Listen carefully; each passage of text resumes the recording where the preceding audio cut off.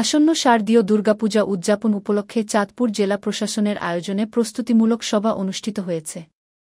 ২৫শে সেপ্টেম্বর বুধবার দুপুরে জেলা প্রশাসক কার্যালয়ের সম্মেলন কক্ষে এই সভার আয়োজন করা হয়। সভায় সভাপতির বক্তব্যে জেলা প্রশাসক মোহাম্মদ মহসিন উদ্দিন বলেন, এ বছর চাঁদপুর জেলাতে ২২০টি পূজা মণ্ডপে পূজা অনুষ্ঠিত হবে। পূজাতে চাঁদপুরে অতীতে কোনো অপ্রীতিকর ঘটনা ঘটেনি, ঘটবেও না। তবে ঘটবে না বলে বসে থাকা যাবে না। প্রতিটি পদক্ষেপে সতর্ক থাকতে হবে। নিজ নিজ দায়িত্ব সঠিকভাবে পালন করতে হবে। আসন্ন শারদীয় দুর্গাপূজা সম্মিলিতভাবে পূজা উদযাপন করব। নিরাপত্তা প্রসঙ্গে তিনি বলেন, সিসিটিভি ক্যামেরা প্রতিটি মণ্ডপে রাখার ব্যবস্থা করতে হবে। প্রতিটি মণ্ডপে স্বেচ্ছাসেবক টিম গঠনে যাচাই বাছাই করে করতে হবে। প্রত্যেকের মোবাইল নম্বর, ছবিসহ যাবতীয় তথ্য থাকতে হবে।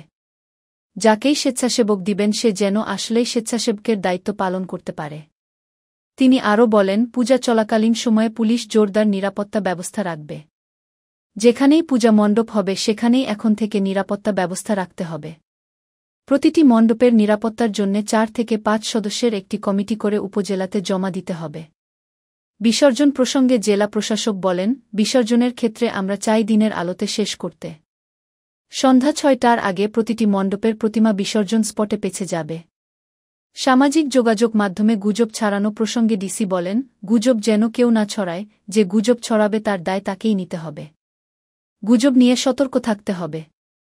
অতিরিক্ত জেলা প্রশাসক বশির আহমেদের সঞ্চালনায় আরও বক্তব্য দেন পুলিশ সুপার মুহম্মদ আব্দুর রকিব, সেনাবাহিনীর ২১ বীর এর major Arif Hossain, civil surgeon ডাক্তার শাহাদাত হোসেন, প্রেসক্লাবের সভাপতি শাহাদাত হোসেন শান্ত, জেলা বিএনপি সাধারণ সম্পাদক অ্যাডভোকেট সলিম উল্লাহ সেলিম, পূজা উদযাপন পরিষদের সভাপতি সুভাষ চন্দ্র রায়, সাধারণ সম্পাদক তমাল কুমার ঘোষ। এ সময় সরকারি কর্মকর্তা, বিভিন্ন রাজনৈতিক দলের নেতা ও পূজা উদযাপন পরিষদের নেতারা উপস্থিত ছিলেন।